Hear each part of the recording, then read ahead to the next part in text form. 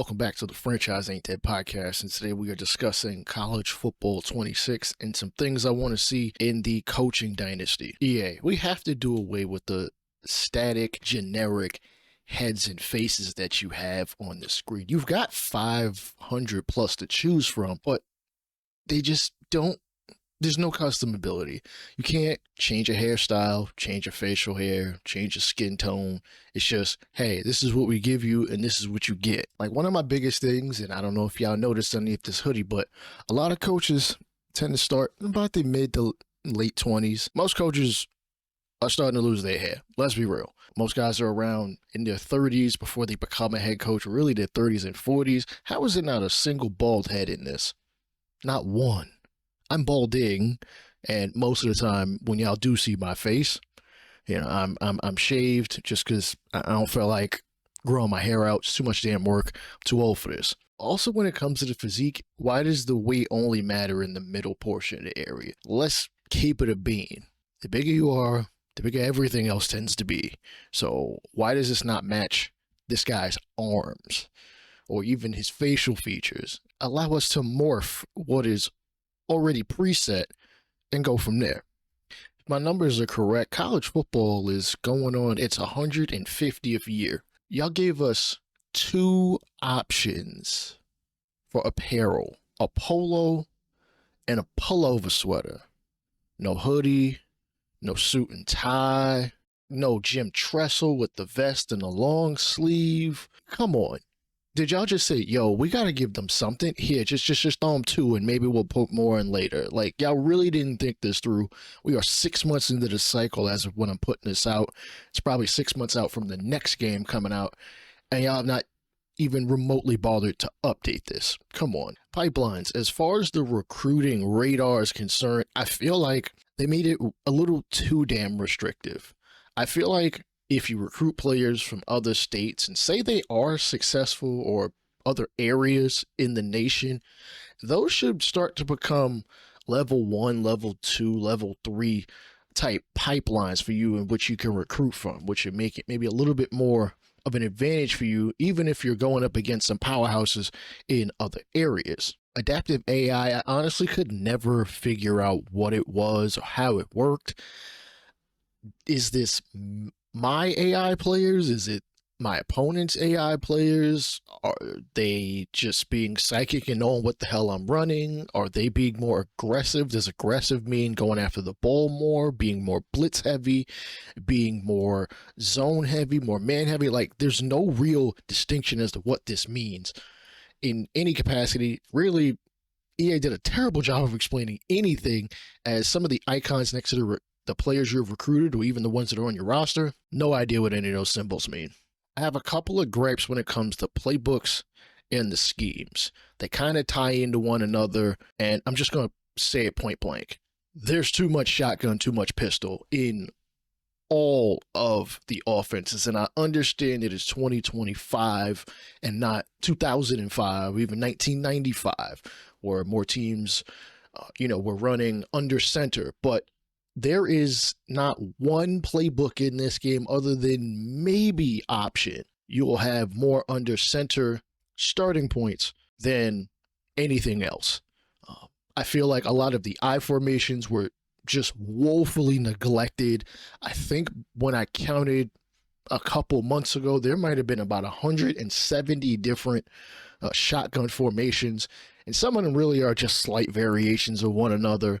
As 4 receivers and the X and the Z are on the line and the other 2 slot receivers are not, or vice versa. It's not a whole lot of difference, but I feel like on top of that, when it comes to scheme, the scheme, there needs to be a way to really kind of Lego build your playbook. And I mean that in terms of, again, I've coached for a decent amount of time since about 2009, 2010, on and off. Install is the most important time of the year. Now, this is usually in the summer, especially for college football. And in that time frame, you are learning your team's base run plays, your base pass plays, other wrinkles the offense and or defense may throw in there. And You ultimately are trying to figure out how to fit the players on roster, the players coming in, into all of that together. If that doesn't go right, you can have a team that is extremely talented, but what is being run does not fit them, does not work for them. They are being overloaded, overwhelmed with what is being asked of them to do, then it becomes an issue. Now, I know that's probably more of a NFL head coach take. I have played the '09 version. Actually, I still kind of play it here and there, and I feel like that would help with recruiting. I understand that players can fit in a archetype, squeeze themselves into a role on a specific offense, but some players, hell, a lot of players probably can fit multiple offenses, and I don't feel like that is really reflected. Now, that's more of a recruiting thing so much than the playbooks and the scheme, and maybe that is going over a lot of people's heads, but I think that would make for a more unique and true coaching experience, as opposed to, yes, I can go into create a playbook and throw a bunch of all the plays that I like together, 500 different plays. Most teams are not running that many. Actually, basically nobody is running that many. They might get to 100 or so, depending on how you look at it. But a lot of the plays that are run are tweaks and wrinkles and variations of one another. And I think while it might hurt the variety in a player's playbook, I think this should only be for maybe an offline dynasty, probably even online dynasty, though I know there are the play cooldowns. I want to see something closer to a smaller playbook that just makes it feel like the offense or the defense is fitting to the players and catering to their strengths. When it comes to the coaching abilities, while these systems, this right here is fine. One, it's not a tree. And two, I don't feel like it has enough nuance in it. Particularly, I believe I chose to be a tactician because I am very much into the X's and O's. I feel like what is in this tree shouldn't have anything to do with a player's attributes per se. It should be based off of what I am running. So to tie in with the playbooks, the running back gets a ratings boost, not even a ratings boost. Like they might have better ball carrier vision on inside zone, and they might get better by slightly. It's never by much, especially not in the first tier. Maybe in tier 4, it could be something a little bit more significant, but nothing overpowered. As a player plays in your system, the better they can get. They can even override some of these tiers. Say coach has been running inside zone for 20 years. A running back comes in and they will be able to pick up that offense a little bit faster than somebody who just has never played in that kind of offense. Granted, running backs are a little bit more versatile than, say, a quarterback. Like running backs, you could pretty much stick them in anything and they'll be good depending on their own abilities and the offensive line. Also, a lot of the OCs and DCs in the offseason that you may be able to offer to, as stated earlier, too many coaches that are spread. There are still coaches out there that are running non-shotgun heavy offenses. There may be like a couple of key differences between being under center and being in either the pistol or shotgun alignment, which some teams align their shotgun quarterback at the 4-yard mark, which is typically considered pistol. And the only real difference is where the running back is.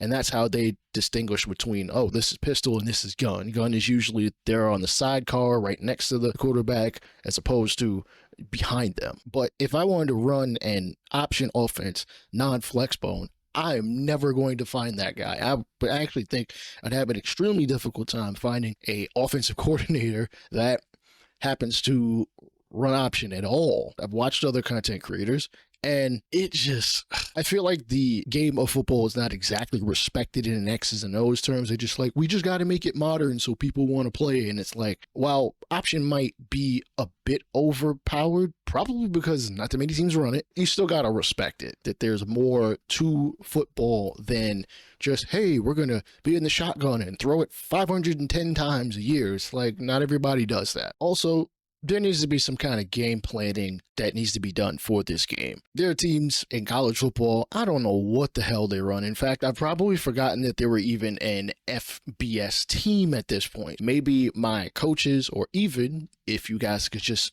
take the detail just one step further, give us assistant coaches, give us scouting tape. It doesn't have to be anything crazy. It could be like 30 seconds of, oh, hey, this is what they run, and these are some of their big runs, this is some of their passing plays, and you can go from there. If you want it to be more detailed, by all means, please give us the detail. I'm down for that. I'm down for actually playing the quote-unquote chess game with the game, as opposed to, they're gonna run forwards like every third down or halfback screen 12 times a game, and you can pretty much see it coming. This has probably been said every year since YouTube has been in the video space, and anybody that's had a microphone will tell you this.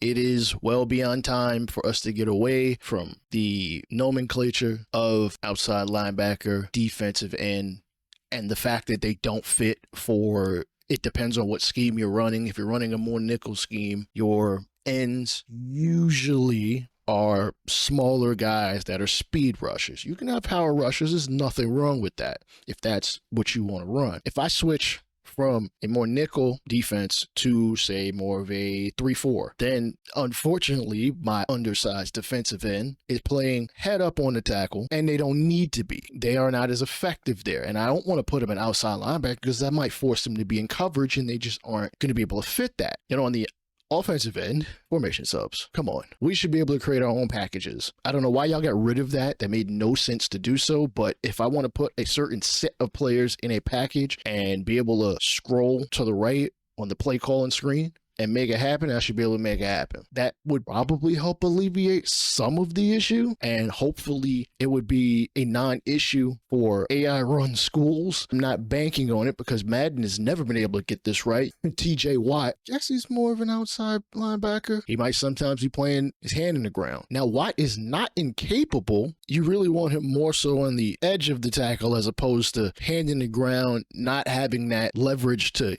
get off the ball fast enough to get around the tackle, as opposed to you got to sit there and hand fight with the tackle. I understand EA wants to cater to getting through games fast, but come on, the coin toss is not going to cost you that much time. Like, seriously, the fact that we are forced to choose whether we want to kick with the wind or against the wind before the game ever even starts is just ridiculous. I don't know what the wind is going to be like in this stadium, so me kicking might not be in my best interest. These cleat options, come on.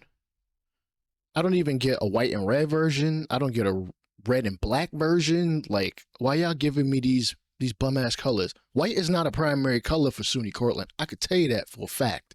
Players of the game, Wesley Basante had 4 tackles and 1 for a loss and was player of the game in a win 45-13. That doesn't feel that remarkable. Hold on, let me check the box score. And you know what I come to find out? They were not 100% clear as to how good Basante was. He had 2 interceptions and there was no mention of it. There was no showing of it, but because our player of the game screen is static, only tackles for loss, and maybe a sack. He's a right outside linebacker whose tendency or preferred playing style is pass coverage. Fair enough. They showed nothing about his interceptions. That matters. He had a pass deflection. Maybe it was a clutch pass deflection, but those 2 picks, y'all failed to mention that. That's why I didn't think he really did anything. Balance the game, please. Slideritis is a real thing, especially in games where there are a ton of them. Balance the damn game to begin with and let these be something that we can tweak for difficulty's sake, and not, oh man, we found the slider code, we found a way to make the gameplay better. Bro, it almost never does. It feels like you have to do too much in order to, you gotta do way too much to get to this point. It's crazy. The game will still have issues. Pursuit, still terrible after 6 months.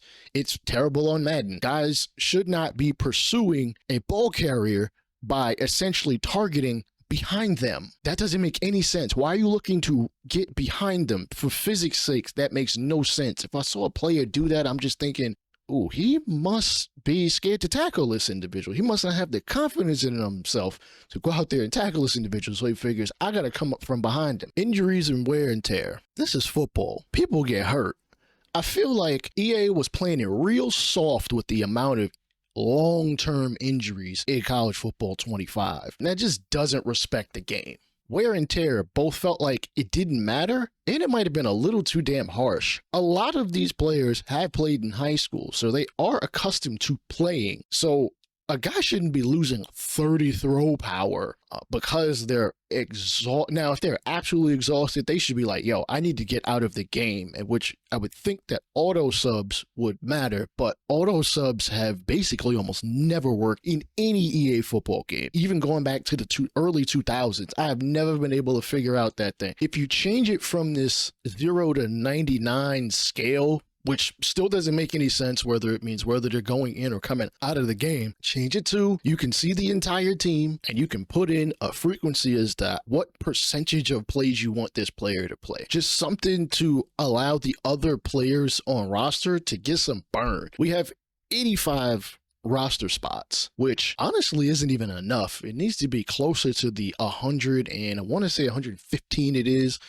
At this point, I understand that would be an issue for jersey numbers. Maybe to go along with planning, free practice should be what allows your players to get better, because to be honest, practice is literally about 50% of it is scout offense, scout defense running against your ones and maybe your twos. Red shirts, I don't feel like they worked at all in this game. Once you put a player on red shirt, they should absolutely be inactive. They should never be able to come into the game once they played their 4 games of eligibility to where they could still be redshirted for that year and then come back the next year. Stop putting this on every load screen. I get that y'all have to make money. Coach mode, I shouldn't have to hunt for this thing. It is deep in the bowels of the settings. Why am I not able to use coach mode just when I want to? And it shouldn't be something this dumbed down, almost like one button mode what it used to be, where if you don't press anything, the game will do it for you. But the problem with coach mode was on option plays, the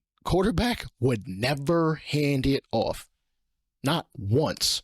You could run option all day. They are never handing it off. Sometimes the CPU players just figure, he's going to hand it off. And he never does. Ever. Not once. Also, the quarterback will never take off and run on pass plays. That's not coach mode. I want the old coach mode back. I want the coach mode in which I can choose the plays. I can swap players out. Again, those same formation subs, those packages that I create on my own. Coaching adjustments should play a role. I'm just at a loss for words to how y'all butchered coach mode. It's just wild. And some other things that I'm sure other people will mention. Trophy room, that should have just been a given for Dynasty mode. For Team Builder, this logo is humongous. It should never be that large. Also, there's no helmet, just like what UMass has over there. Come on, I felt like that would have been a given.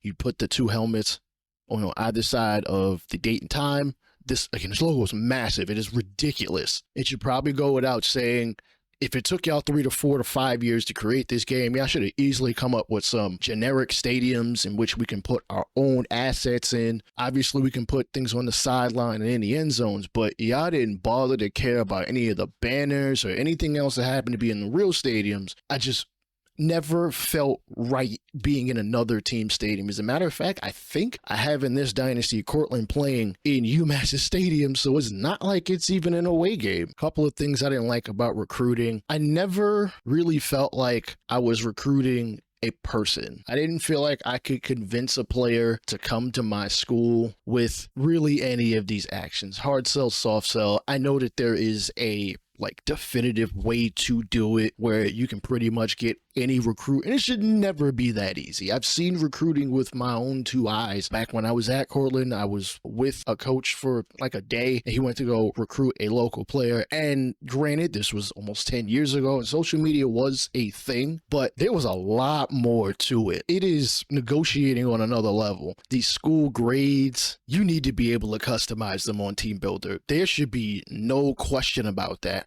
I should not have to replace a team when Notre Dame is an independent. If Notre Dame can be an independent, you can add a Team Builder team straight up into college football with no issue. Granted, they will never be a team with a bye unless you jump into a conference. And I also really hated the custom scheduling. It felt so rigid.